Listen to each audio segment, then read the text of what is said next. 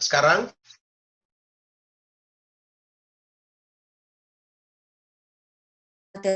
Kalau mungkin bisa masuk dalam sesi pertanyaan. Boleh, terima kasih ya. Baik. Ya, baik Pak.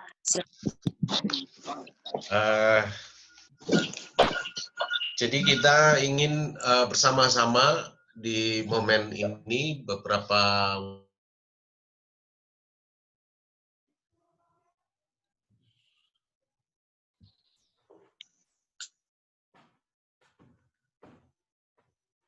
karena saya tahu ini pelayanan ke jemaat. Jadi kenapa sih kita itu mau untuk pelayanan konseling ini kita hendak lakukan? Apa sih pentingnya? Apa sih signifikansinya sehingga kita itu mesti memikirkan pelayanan ini di jemaat? Nah, pertama itu kita sebagai pelayan bahwa ini adalah tanda kehadiran Tuhan. Jadi betapa pentingnya kehadiran Tuhan itu dalam pelayanan kita dan juga bagi jemaat yang kita layani. Sebab tanpa kehadiran Tuhan, mereka itu akan kesulitan sekali di dalam banyak hal. Jadi pelayanan pastoral counseling ini yaitu salah satunya tadi, menjadi tanda bahwa masih berlaku.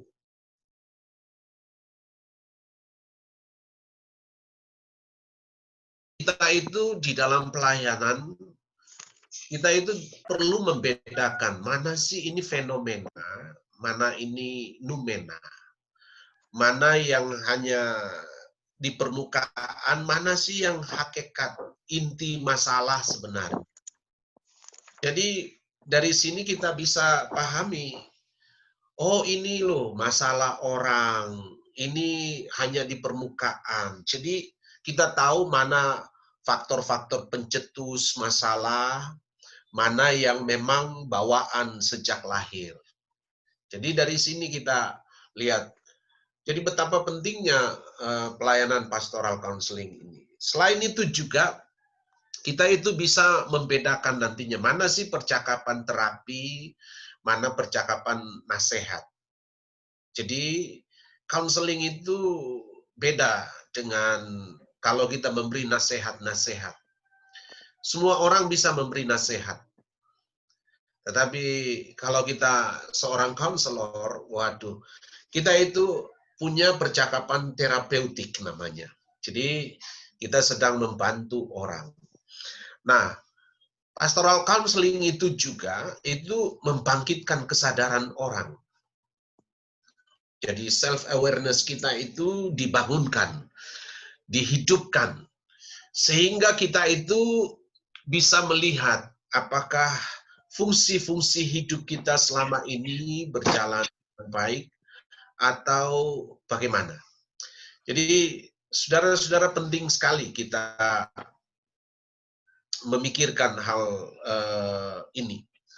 Sebab begini masalahnya, banyak orang itu fungsi-fungsi hidupnya itu tidak berjalan dengan baik. Sehingga orang mengalami disfungsi. Coba bayangkan ya, kalau misalnya orangnya sudah menikah, punya anak misalnya. Kepala rumah tangga itu mestinya itu bekerja.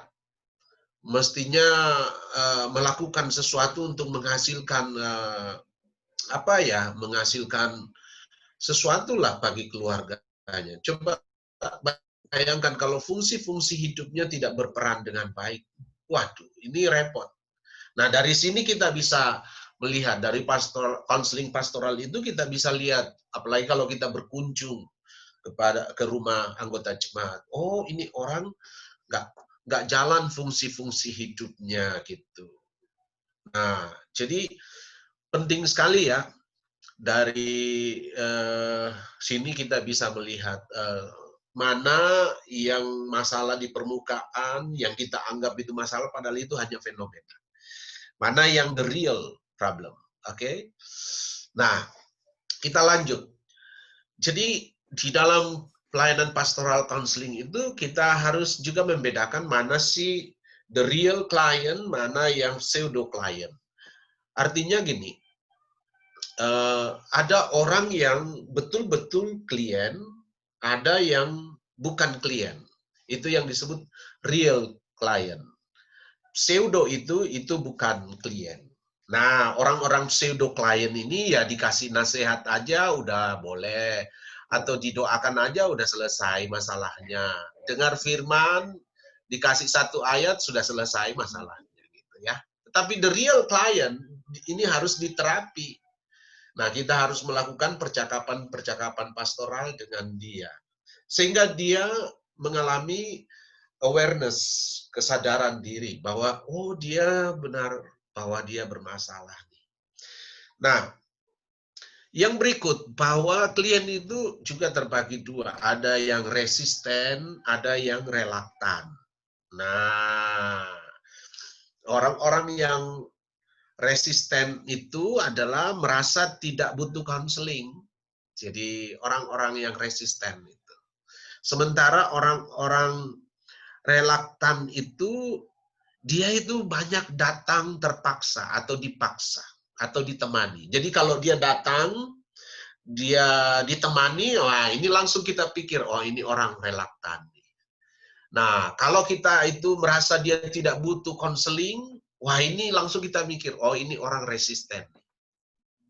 Nah, yang berikut, ada orang-orang yang juga cenderung meladeni kita, mau berdebat. Gitu. Nah, orang-orang yang ingin berdebat itu, ya itulah orang-orang yang resisten. Macam-macam lah, tanya-tanya, ini. Nah, langsung kita itu mulai berpikir, oh ini orang resisten. Jadi, defensif sekali dia, defense. Artinya banyak sekali pertahanan dirinya lah, gitu. Sehingga dia merasa tidak butuh konseling. Oke, nah orang-orang yang relaktan itu merasa tidak bermasalah. Wah, dia bilang, kamu yang bermasalah, bukan saya nih. Nah, jadi akhirnya dia tidak siap jadi klien. Jadi itu perbedaan adalah resisten dan relaktan dan seterusnya. Jadi dua hal ini penting sekali bagi kita untuk memahami di saat-saat kita lihat orang atau bagaimana keadaannya. Dari pemandangan saja kita sudah bisa tahu bahwa ini resisten, ini relaktan. Nah, saya ingin lanjut. Apa sih prinsip dasar pastoral counselingnya, konseling pastoral? Jadi bagi kita pelayan di jemaat, prinsip dasar itu penting sekali adalah penerimaan. Pertama, accept. Nah, semua orang ingin diterima.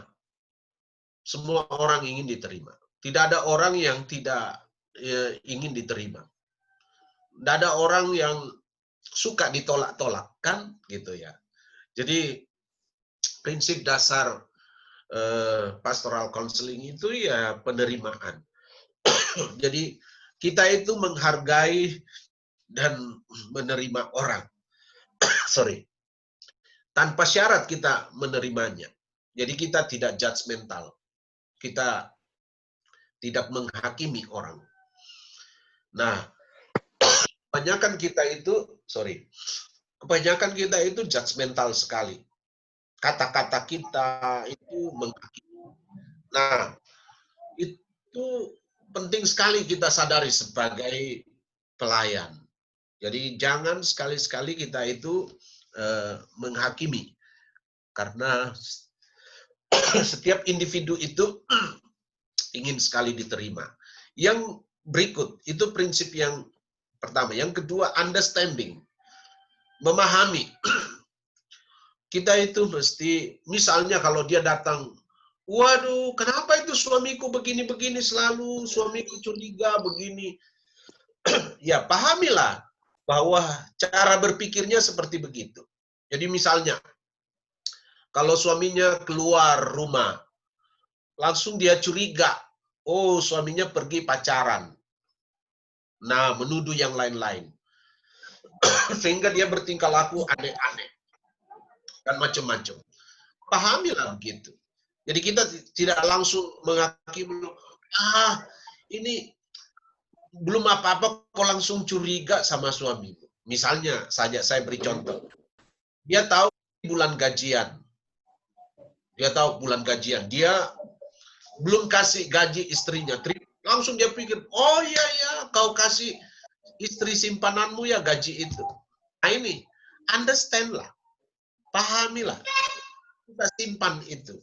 Oh dia itu begini cara berpikirnya, sehingga tingkah lakunya itu begini-begini. Ingat, pikiran itu mempengaruhi perasaan, perasaan itu mempengaruhi tingkah laku. Jadi penting sekali saudara-saudara. Nah, karena itu, apa sih yang kita butuhkan di dalam prinsip dasar ini? Setelah kita itu mencoba memahami di dalam pelayanan kita ini. Nah, apa yang kita butuhkan? Ada verbal skill. Nah, kita butuh ini verbal skill, yaitu kemampuan berbicara. Nah, kemampuan berbicara ini ya tentu kita harus membekali diri dengan kemampuan berkomunikasi, kefasihan berbicara. Nah, ini sangat penting sekali. Nah, untungnya kita ini yang para pelayan-pelayan, kita itu selalu melatih diri kita dalam berkomunikasi, dalam berbicara. Ini juga kemampuan memilih kata-kata yang menciptakan kesadaran gitu, ya. Nah, penting sekali bagi kita, bagaimana sih kita membuka kesadaran orang lain, oke? Bagaimana sih kita itu berkomunikasi. Nah, ini verbal skill. Jadi, kita harus latih. Kita dalam memilih kata-kata, dalam berkhotbah misalnya, dalam ini misalnya, ngomong-ngomong misalnya. Nah, ini penting sekali. Jadi kita sedang melatih verbal kita. Nah, konseling pastoral itu sangat dipengaruhi keberhasilannya juga oleh verbal skill kita ini. Kemampuan kita, kefasihan kita, pemilihan kata-katanya kita. Misalnya saja saya beri contoh. Orang datang itu misalnya datang terlambat lalu keringat. Terus datang minta didoakan. Nah, verbal skill-nya kita kan memilih kata-kata di sini seperti apa kira-kira ya. Waduh, dia kasihan sudah keringatan, lap-lap begitu panas. Nah, kita pilih kata-kata itu seperti apa misalnya. Nah, kita bisa kan, waduh, kepanasan ya sampai keringat ya, tentu capek ya. Nah, seperti gitu.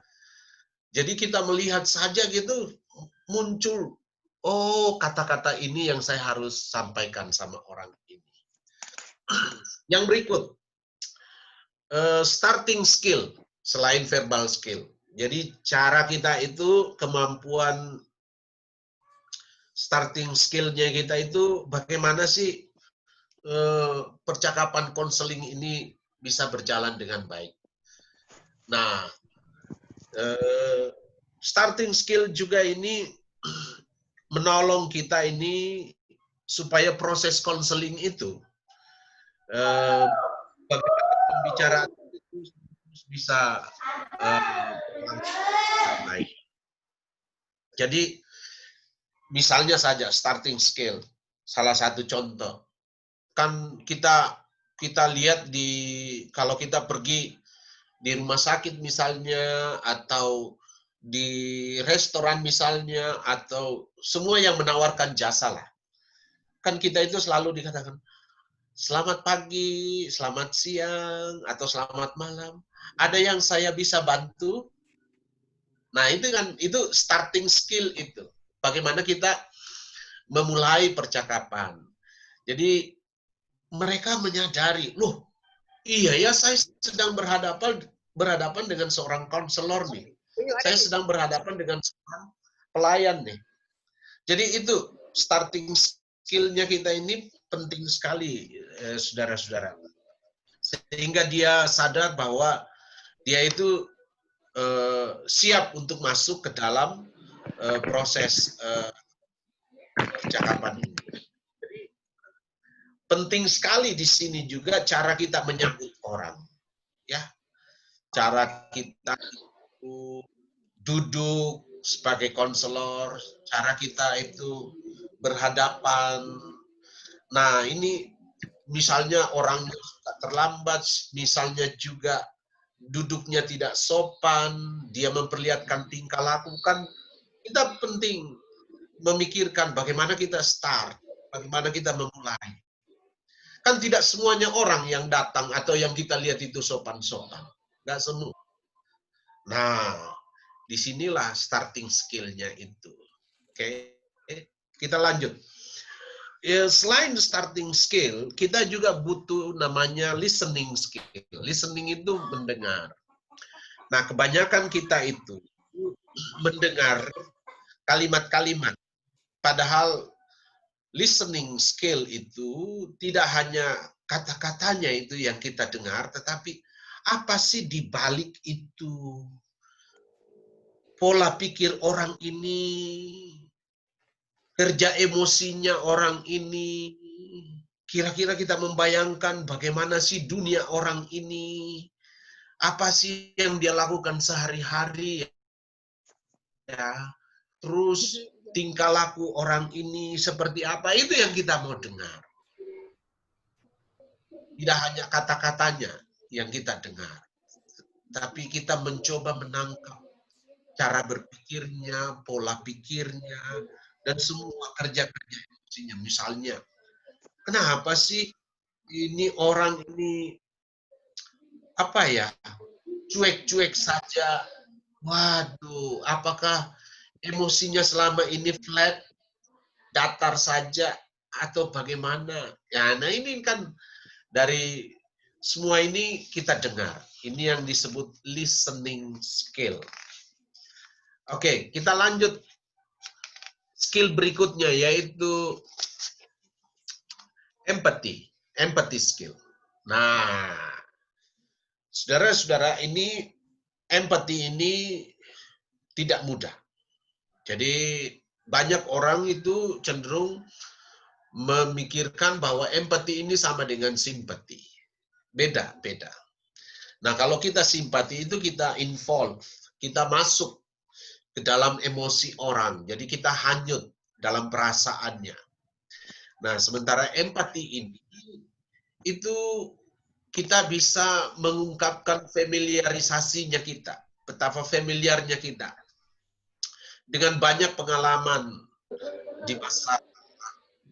Jadi perasaan-perasaan kita ini kita bisa berempati itu kalau kita punya pengalaman di masa lalu tertolong kita. Kan empati itu bagaimana kita sih merasakan orang lain. Nah, kalau kita punya pengalaman juga yang bagus sekali di masa lalu itu kita bisa berempati. Nah, empati inilah yang sangat menolong orang di dalam terapi.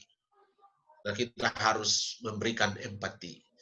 Misalnya saja, saya beri contoh. Ada orang yang datang nangis-nangis. Nah, lantas dia setengah mati, sudah lap-lap air matanya, tidak ada tisu, tidak ada apa, kasihan bajunya sudah basah. Lantas kita sodorkan tisu kepada dia. Nah, ini salah satu empati. Nah, kalau kita tidak punya pengalaman familiar dengan menolong seperti begitu, ya bisa saja kita lihat-lihat, kita tidak berusaha. Bahkan kata-kata kita langsung, waduh. Atau mungkin langsung, oh suamimu kasih begitu kamu ya? Oh ya begitu ya? Wah, kita itu memperlihatkan simpati. Kalau dia datang, waduh suamiku begini, nangis-nangis. Lantas kita, waduh, kita tidak memperlihatkan empati. Misalnya dia gitu ya, datang dengan masalah cerai dengan suaminya. Lantas dia bilang, waduh saya sudah begini ya. Macam-macam dia kalimatnya gitu. Dia ngamuk-ngamuk lah gitu. Nah, kita berikan empati.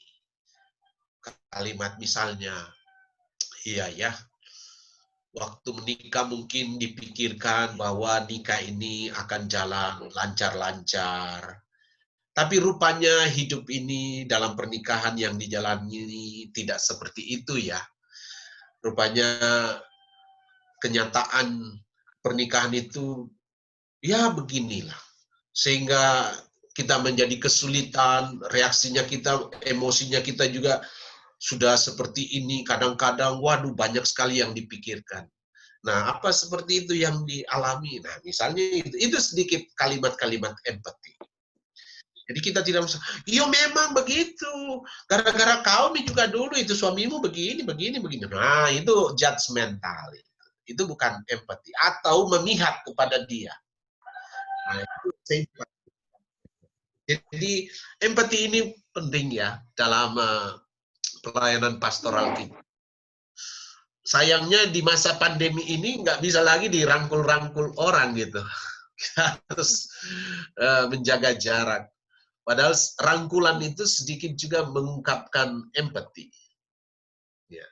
Nah, berikut kita lanjut ke skill building rapport. Building rapport ini di semua sesi konseling kita itu harus ada. Jadi kita ini skill menciptakan percakapan yang kondusif. Jadi atmosfer percakapan kita itu kita building, kita bangun sehingga terjadi kepercayaan gitu. Orang menjadi percaya kita gitu.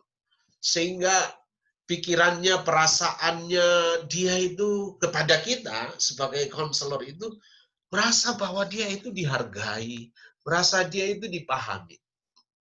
Nah, ini building rapport. Jadi di semua sesi konseling kita itu, di semua percakapan kita sama orang, ini penting sekali skill ini. Sebab kadang-kadang kita itu tidak membangun trust, tidak membangun rasa percaya orang lain.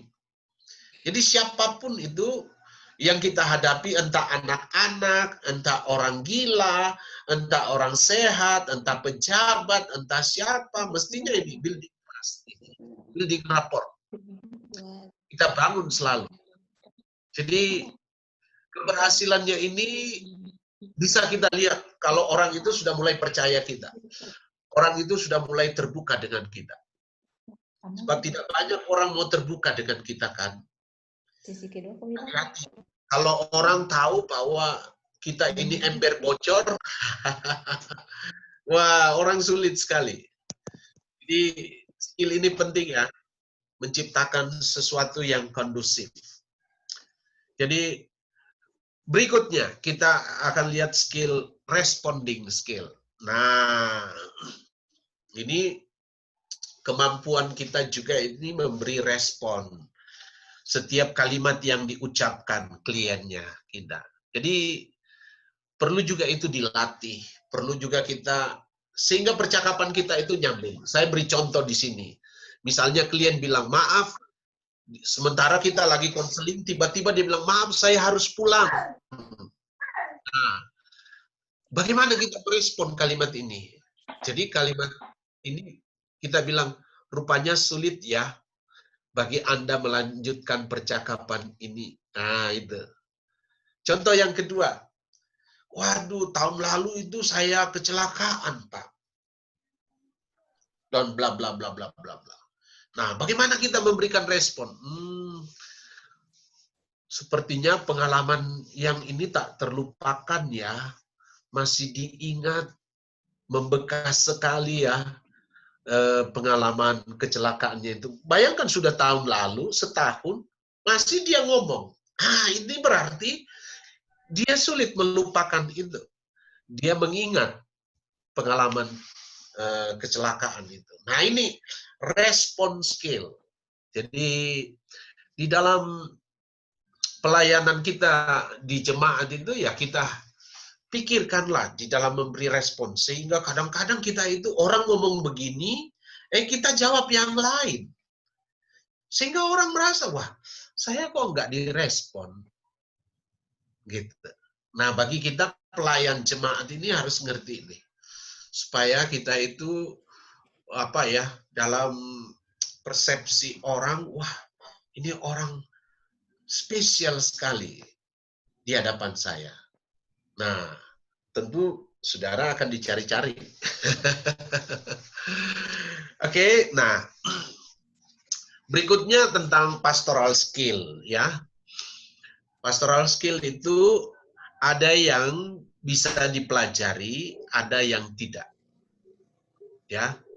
Karena yang tidak dapat dipelajari itu ya sudah bagian dari diri kita.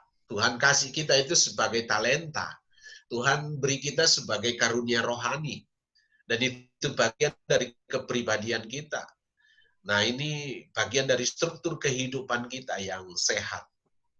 Nah, itu yang nggak bisa dipelajari. Karena Tuhan sudah beri itu sebagai modal. Sementara ada yang bisa dipelajari. Dipelajari itu antara lainnya ya, bagaimana kita berkomunikasi, kemampuannya kita itu kan bisa diasah ya. Bagaimana interpersonal relationship-nya kita, bagaimana kita mampu membangun relasi dengan orang lain, kan itu bisa dipelajari. Etika dalam pergaulan bisa dipelajari. Kemampuan sosialisasi, kemampuan memilih kata-kata, wah itu kan bisa dipelajari. Oke. Nah, itu dalam pastoral skill ini, itu kita harus membedakan. Mana ya yang saya sudah miliki sebagai modal pemberian Tuhan, dan mana yang saya harus pelajari. Oke. Jadi dalam pelayanan pastoral itu, kita itu mestinya punya modal yang Tuhan kasih. Sehingga kita asah terus, kembangkan terus, dan kita combine dengan skill-skill yang kita pelajari. Oke, nah prinsip dasar di dalam pastoral counseling itu, yaitu tadi, dalam Matius pasal 11 ayat 29. Tuhan Yesus katakan gini, belajarlah padaku karena aku lemah dan rendah hati. Waduh, ini kata-kata sulit sekali ini. Karena apa yang Yesus katakan ini sangat-sangat menantang sekali kita. Jadi Tuhan Yesus itu mau bilang seolah-olah dia mau katakan, aku tidak akan menyusahkan dan aku tidak akan memandang rendah seorang pun. Nah, sementara realitanya kita menyusahkan orang. Realitanya kita mudah sekali memandang enteng orang. Sehingga ketika Yesus berkata, belajarlah padaku, aku lemah lembut. Nah, kata lemah lembut ini ya enggak. Coba kita cek coba kata-kata kita. Seberapa yang tidak kasar kepada orang. Apakah kita itu tidak memaksakan kehendak pada orang? Nah, orang-orang yang lemah lembut itu tidak memaksakan kehendaknya kepada orang. Kata-katanya itu jauh dari hal-hal yang kasar. Orang yang rendah hati juga ini kita pahami. Sebab banyak sekali kecanggungan kita. Harus kita akui, banyak sekali duduk bersama orang saja itu kelihatan kecanggungan kita. Apalagi kalau pejabat. Waduh, seringkali kita itu canggung. Nah, jadi penting sekali kita pahami. Kerendahan hati ini penting. Apalagi kalau orang-orang, nah siapa yang mau ngobrol sama anak-anak, sama orang gila misalnya. Kadang-kadang kita canggung.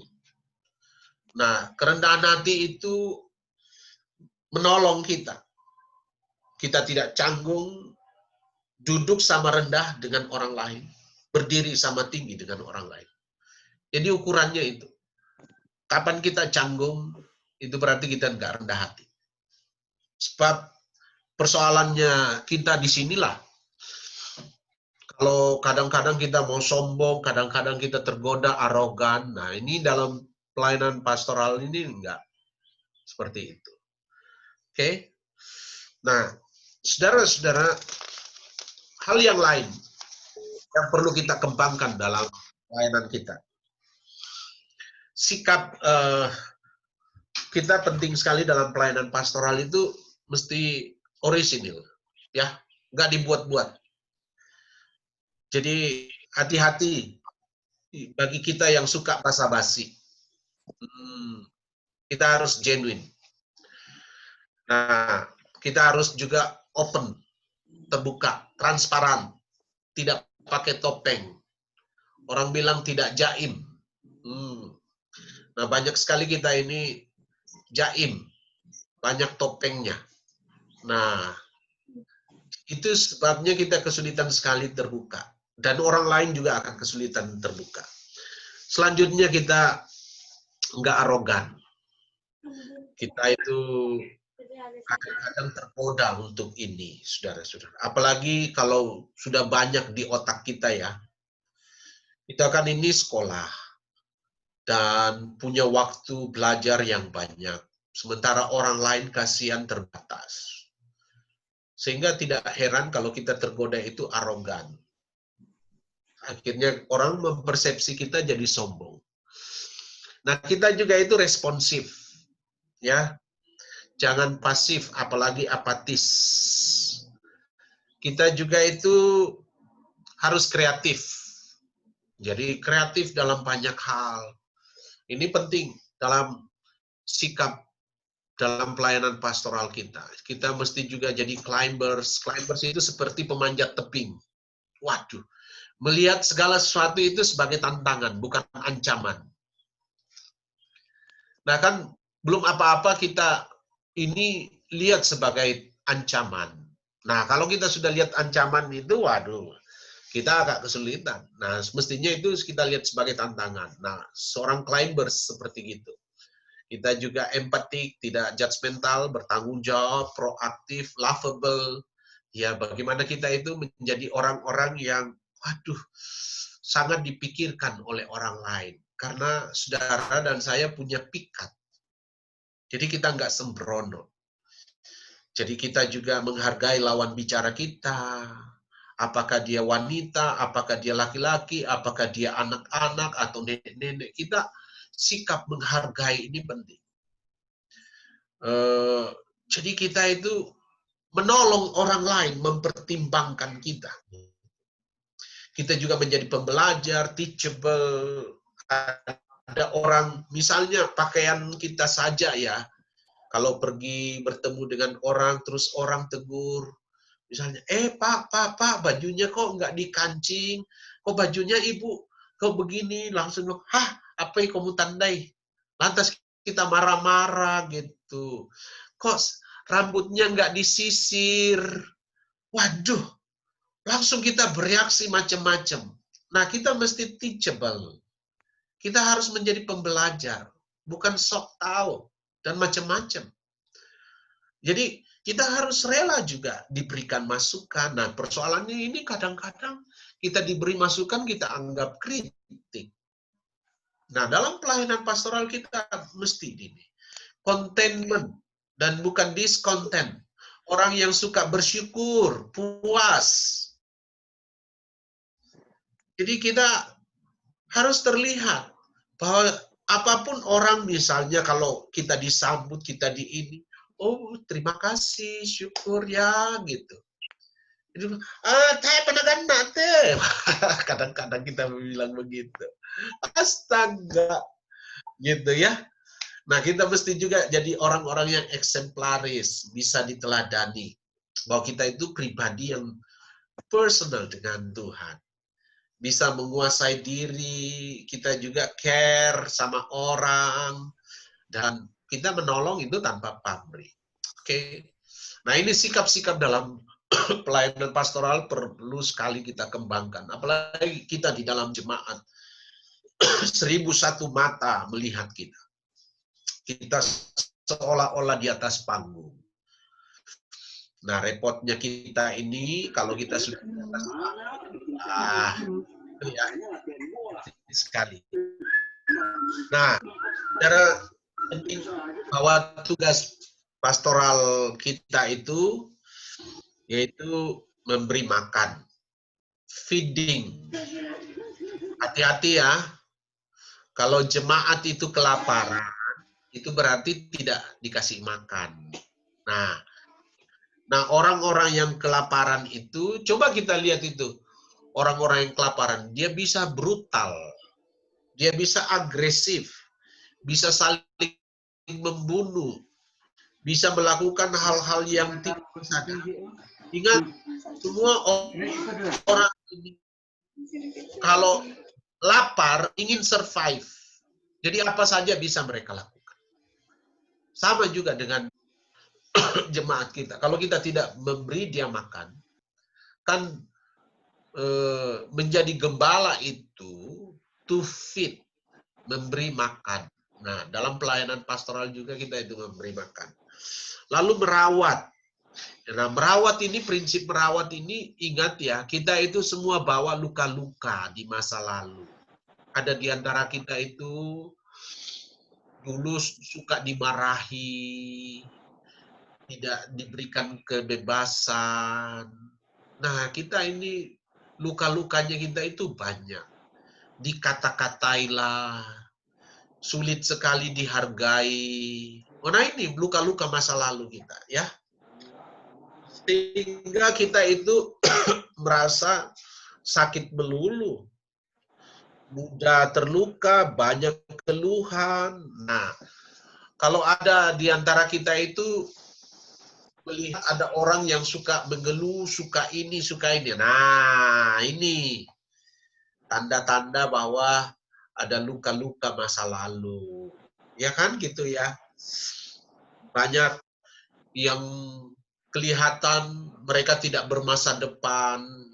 Jadi, wah, ini penting sekali kita rawat mereka. Oke? Banyak yang rentan, sensitif, tensi. Nah, dalam bahasa kita. Oke, nah selanjutnya kita itu mesti juga membimbing ya. Selain tugas membimbing ini, ingat sekali lagi saya garis bawahi, kita sedang di dunia yang menuntut performa. Jadi banyak orang mau perform. Waduh. Tidak heran kita juga ini banyak hamba Tuhan mau perform. Oke. Sehingga kita ini stressful. Kita ini lelah. Orang-orang yang selalu mau perform, capek, lelah, gelisah, merasa tidak nyaman. Hidup dalam kepura-puraan. Orang yang hidup dalam kepura-puraan capek. Kasih tahu, coba pemain sandiwara itu. Aktor, aktris itu. Jangan pikir mereka nggak capek. Nah, repotnya kita ini. Seperti itu. Jadi, ada begitu banyak orang kita perlu bimbing, saudara-saudara. Di jemaat itu banyak orang yang hanya perform. Seolah-olah steril dari masalah. Nggak ada orang yang steril.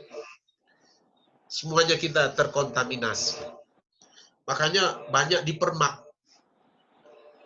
Apa-apa nggak boleh salah, apa-apa nggak boleh salah. Kalau ada orang salah, waduh.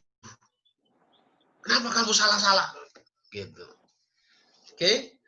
Nah, ini petunjuk-petunjuk yang bisa kita lakukan dalam ini.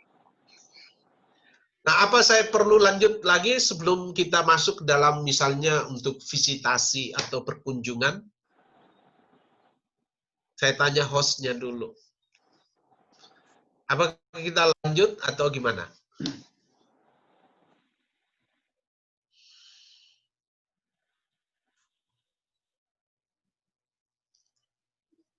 Silakan.